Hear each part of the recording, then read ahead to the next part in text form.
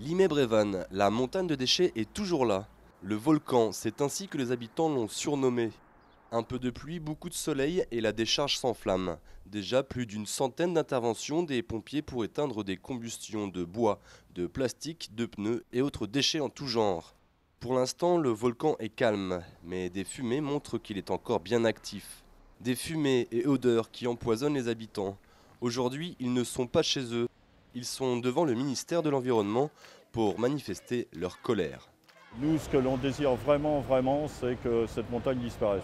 Limay-Brévannes, avec ces incendies qui sont à répétition et qui nous empoisonnent l'existence, obligés toujours de se calfeutrer au sein de nos maisons, c'est vraiment plus possible de vivre dans une ville où il est bon de vivre habituellement. Mais maintenant, depuis quelques années, c'est vraiment devenu irrespirable. Un groupe de 7 personnes va pouvoir être reçu dans le cabinet de la ministre de l'Environnement. Dans ce groupe, le maire de Limay-Brévannes. Ce qu'on va demander à la ministre, d'une part, c'est comment va s'organiser ce déblaiement. Elle nous dit qu'elle pense être capable de déblayer 2000 m3 par jour, c'est quand même 200 camions par jour.